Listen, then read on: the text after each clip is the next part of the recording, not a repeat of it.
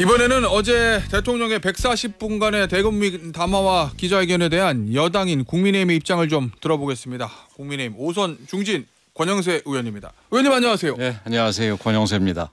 자, 의원님 어제 140분간의 기자회견과 대국민 담화 이 시작하기 전부터 전국의 분수령이 될 수도 있다라고 이제 언론에서 평가를 하면서 지켜봤는데 일단 어제 보신 총평부터 좀 들어보죠. 예, 뭐 저는 아주 소탈하고 예.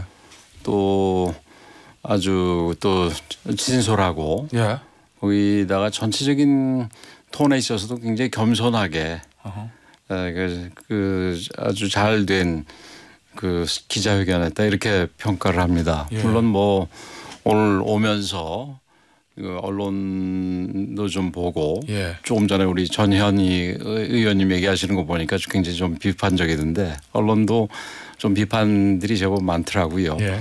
이거는 아마 지금 상황이 예. 우리 정부에 대한 지지가 그렇게 높지 않고 우리 정부와 대통령에 대해서 지금 화나신 국민들이 굉장히 많이 계시지 않습니까? 예. 그래서 아마 그런 거를 감안을 하면은 바로 이렇게 이 돌아서서 뭐 지지하고 신뢰하고 이런 쪽으로 돌아서기 힘드니까 예. 그런 반응이 있지 않나 싶은데 회견 자체는 뭐 아주 아까 말씀드렸듯이 진솔하고 소탈하고 예. 겸손한 그런 거였는데 이제 이게 계기가 돼가지고 앞으로 이제 후속 조치가 이어진다면은 예. 아마 좀 이렇게 좀 냉랭했던 우리 국민들의 마음도 좀 돌아설 수 있을 예. 거라 생각이 됩니다. 당장 어저께 이 회견 이후에 예. 이번 순방에서 김 여사가 동행하지 않는다 얘기가 나왔지 않습니까? 그런 부분이 이제 거기 회견에서 나온 얘기의 어떤 구체화니까 뭐 인사 부분이라든지 기타 여러 가지 조치들이 후속 조치들이 따라 쓴다면은 뭐 좋아질 수 있을 거다 이렇게 희망을 합니다. 알겠습니다. 의원님 오늘 아마 이제 갤럽 여론조사가 발표가 될 건데 예. 최근에 나오는 뭐 갤럽도 마찬가지지만 MBS 전국 지표조사도 그렇고 그 여론조사 기관마다 차이는 좀 숫자 차이는 있지만 취임은 다 최저치를 기록하거든요. 예. 그랬었죠. 예. 뭐 저희들도 걱정을 많이 하고 있습니다. 예, 특히 갤럽 같은 경우에는 전국 평균보다도 대구 경북이 더 안 좋은데 예. 어떠세요? 오늘 발표되는 조사 또는 다음 주 조사 뭔가 어제 기자회견으로 대통령이 반등을 할 수 있을 거다 이렇게 보십니까? 아니면 좀 쉽지 않을 것 같은데. 우선 오늘 조사는 뭐 어제 그제 이렇게 조사를 했을 거 아니겠습니까? 오늘 조사 결과 발표는. 예, 화수목 이렇게 3일 하는 걸로 알고 3일. 그러니까 그 기자회견이 제대로 반영이 안 됐을 거라고 보고 다음 주에 발표하는 거는 저희들은 이 기자회견이 긍정적으로 반영되기를 희망합니다. 알겠습니다. 뭐 숫자는 뚜껑 열어봐야 알겠죠, 그렇죠. 의원님. 자, 하나씩 좀 보겠습니다. 이 명태균 씨 의혹, 이 공천 개입 의혹, 요거에 대해서 대통령 얘기는 누구를 공천 줘라 이런 얘기는 해본 적이 없다. 뭐 의견 개진을 할 수 있는 거 아니냐, 뭐 이런 얘기만. 그래서 의견 개진이 이제 뭐 이 영입위원회인가요? 거기다가 이제 본인이 알고 있는 명단 같은 걸 패스해 줬다는 얘기를 하셨고 거기에 대해서 민주당에서는 그게 공천 개입이다 이렇게 얘기를 하는데 그건 매우 무리한 얘기입니다. 무리한 얘기다. 저도 뭐 공천심사위원장도 해보고 그랬습니다만은 그러니까 공천심사위원도 해보고 그랬습니다만은 인재영입위원회에서 이 받은 명단들을 저희들이 받아서 그대로 반영을 하거나 이런 거는 아닙니다. 그리고 대통령도 한 당원이고 중요한 분으로서 본인이 여러 가지 추천을 받거나 이런 사람들에 대해서 그냥 뭐 난 개입하면 안 되기 때문에 그걸 아무리 좋은 사람이 있어도 그거를 갖다가 그냥 묻어두는 거를 기대한다. 그건 오히려 좀 마이너스가 되겠죠. 그래서 그런 부분에 대해서 잘 검토해서 반영을 해봐라 하는 거 정도는 저는 얼마든지 누구나 할 수 있는 얘기고 대통령도 예외는 아니라고 생각을 합니다. 그리고 김영선 의원 공천 문제에 대해서는 그렇게 깊이 어저께 다뤄지진 않았던 것 같은데 근데 그 부분에 대해서 그냥 아마 대통령께서 얘기하실 무렵에는 공천이 어느 정도 진행이 됐을 때 얘기고 그 뭐 무엇보다도 당시 대표가 이준석 대표 아니겠습니까? 예. 그래서 당시 공천심사위원회 분위기에서 예를 들어서 누군가가 이게 무슨 대통령이 이게 당선자가 요구한 거다. 예. 그래서 우리가 해줘야 된다. 뭐 이런 얘기로 인해서 결정이 됐다면은 그게 당연히 최고위원회에서 문제가 됐겠지요. 예. 그런데 그런 게 전혀 없이 그냥 김영선 의원으로 됐던 거 아니겠습니까? 예. 그래서 그런 걸로 볼 때 대통령이 뭐 어떤 형태로 얘기를 했든 그게 반영이 돼서 이루어진 공천은 아니라고 생각을 합니다. 의원님, 그저 김영선 의원에 대한 얘기는 어제 많이 다뤄지지 않았다. 의원님의 이제 언급이신데 실제로 좀 그런 게 어제 그 부분에 대해서 대통령 뭐라고 얘기했냐면 무슨 공천에 관한 얘기한 기억은 없다. 다만 했다면 당에서 이미 정해진 얘기 그거를 아마 전달한 거다. 뭐 이런 취지인데 그런 정도만 다뤄졌죠. 근데 사실은 대통령 워딩이 이제 공개가 됐는데 거기에는 이렇게 나와 있잖아요. 김영선을 주라고 했는데 당이 말이 많네. 이렇게 본인이 뭐 당에게 김영선을 주라 이렇게 얘기했다고 얘기를 본인이 했는데 아마 기억이 정확하지 않을 수도 있고 그래서 그러실 텐데 뭐 저는 그만큼 대통령이 김영선 의원에 대해서 이렇게 확실하게 밀지 않았다라는 하나의 증거가 되지 않겠나 이렇게 봅니다. 의원님 그리고 그 앞서 말씀하신 그 저 인재영입위원회 패스 이제 명단을 넘겼다는 부분이요. 야당에서는 언급해 주셨지만 뭐 김용민 의원도 그렇고 앞서 인터뷰한 전현희 의원도 이 공천 게임 자백이다. 이거보다 이렇게 얘기하는데 그게 무리한 얘기라는 근데 겁니다. 의원님 이게 이제 의견 개진을요. 그냥 초선 의원도 아니고 대통령이 본인이 받은 명단을 전달해 주면서 괜찮으니까 한번 검토해 보쇼. 이렇게 의견 개진하면 듣는 공관위원으로서는 대통령의 의견 개진에 대해서는 굉장히 좀 부담 느끼고 야 이거 오더 아니야 이렇게 느낄 수도 있는 거 아닙니까? 그 이제 뭐 비슷하다고 볼 수 있는 게 이제 선거 앞두고 그 이 고위공직자들이 이 퇴임을 하고 선거에 나가지 않습니까? 대통령이 다 수리하고 내보내지요. 그렇게 됐을 경우에 그것도 뭐 그렇게 얘기하면 공천 개입이다 이렇게 얘기할 수 있는 거 아니겠습니까? 근데 실제로 지난번에 그 장관 출신들이나 대통령실 출신들이 굉장히 많이 나왔습니다. 대통령이 사표 수리하면서 뭐 잘하라 이런 얘기하면서 보냈다고 해서 다 나왔는데 그 공천 뭐 이 경선에서 떨어지고 아예 심사에서 떨어진 친구도 많습니다. 그래요? 그래서 그런 부분을 공천 개입이다 이렇게 인재영입위원회 패스하는 것까지 공천 개입이다 이런 거는 무리입니다. 의원님 그러면요 제가 궁금해서 그런데 예를 들어서요.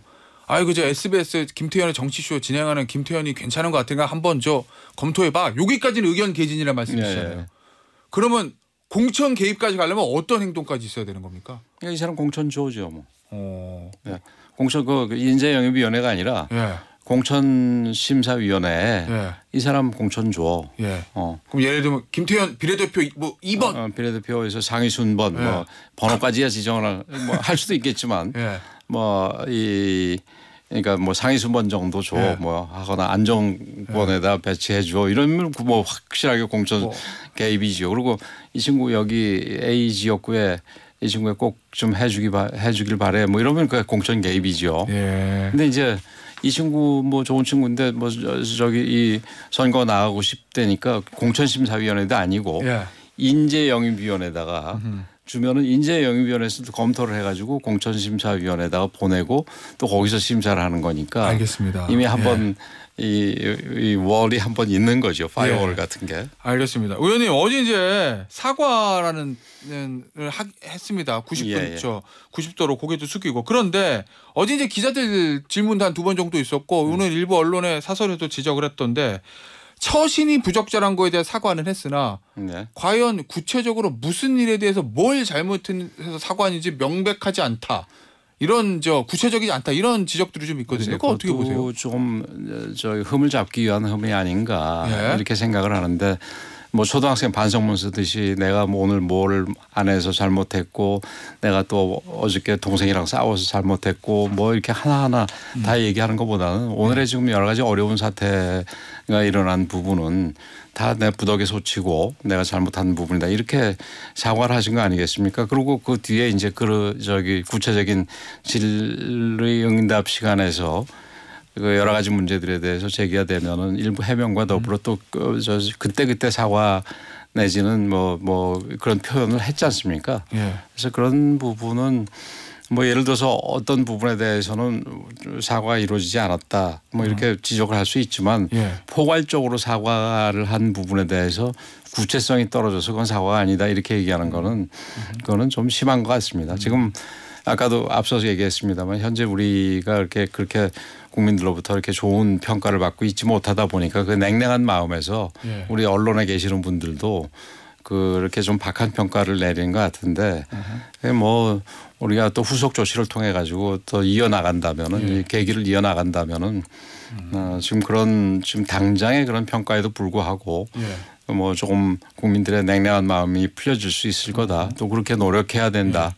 이렇게 생각합니다. 알겠습니다. 자 어제 이제 김건희 여사의 국정농단, 국정 개입 의혹 이 부분에 대해서 대통령은 이제 예전에 유경수 여사가 청와대의 야당 역할을 한다. 그 얘기까지 끌어오면서 아니 이제 남편이 대통령 잘 되라고 조언하는 거 이거를 국정농단이라고 하면 국정농단에 대한 사전 국어사전을 바꿔야 된다 이렇게 답을 했는데 근데 의원님 이 야당과 일부 언론에서 제기하는 김건희 여사의 국정 개입 의혹은 이게 대통령한테 조언하는 이거를 얘기하는 게 아니라 외부에 있는 뭐 일부 인사에 대한 관여한다. 뭐 이런 부분을 지적하는 거 아니겠습니까? 그렇죠. 인사에 관여하고 이런 부분은 뭐 사실은 그 여러 가지 뭐 얘기들은 있을지 모르지만 그 확인된 건 아직 아무것도 없는 거 아니겠습니까? 구체적으로. 예.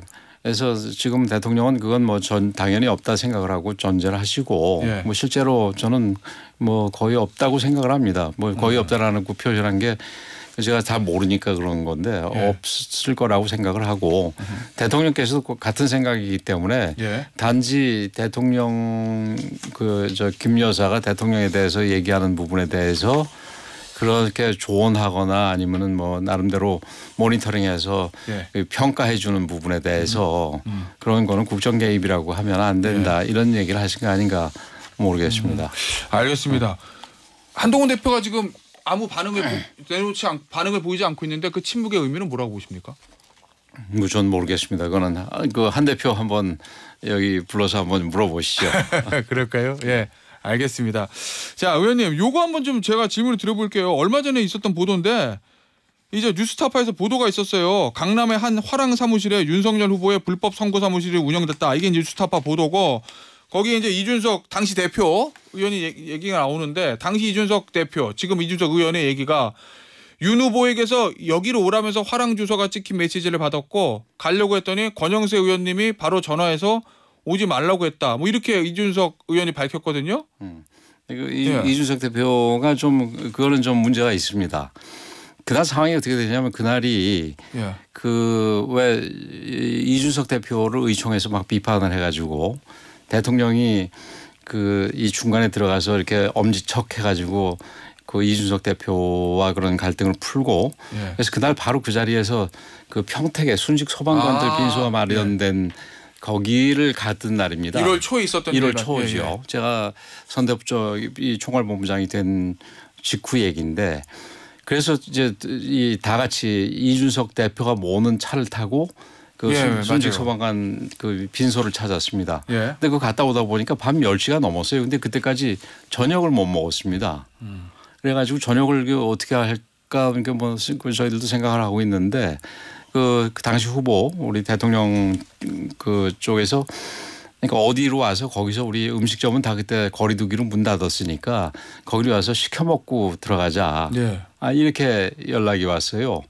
그래서 처음에 이제 그 연락을 받고 저도 갈까 그러다 생각을 해보니까 지금 그 당시가 거리두기하고 이런 상황이기 때문에 우리가 아무리 밥 못 먹고 그다음 음식 시켜 먹는 거는 그 당시 규정에 해당되는지 어떤지 모르지만 어쨌든 그 취지에 반하고 또 여러 가지 또 잡음이 날 수 있으니까 그냥 오늘 우리 집에 들어가서 각자 먹자 이렇게 얘기를 제가 하고 그다음에 이준석 대표한테 제가 전화했는지 뭐 누가 전화했는지 모르겠습니다만은 오늘 그냥 각자 집에 가서 먹고 가지 말자 이렇게 얘기를 한 겁니다. 근데 거기만 보면은 거기서 무슨 중요한 회의가 있는데 제가 무슨 말린 것처럼 돼 있는데 그 뭐 아무것도 아니고 저는 그 사무실이라는 데를 글쎄 그날 가봤으면 그날이 처음 가는 날일 거고 저는 가본 적도 없고 그다음에 거기서 회의한 적은 더더구나 없습니다. 그래요? 네, 그 좀 이상하게들 얘기를 하더라고요.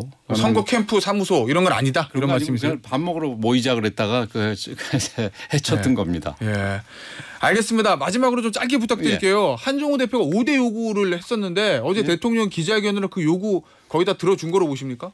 어제 그 뭐 우리 사회자께서 보셔서 알겠지만 그걸 넘어서 뭐 전반적인 거에 대해서 다 설명이 있었고 또 저기 거기에 대한 조치들이 있었고 그래서 거의 뭐 저는 한동훈 대표 그걸 기준으로 할 건 아니지만 그 내용들이 다 들어가 있다 이렇게 저는 생각을 합니다. 아마 언론에서도 그 부분에 대해서 지적하는 분은 없었던 걸로 알고 있습니다. 알겠습니다. 의원님 오늘 인터뷰는 여기서 마무리하도록 하겠습니다. 국민의힘의 권영세 의원이었습니다. 의원님 감사합니다. 예, 고맙습니다.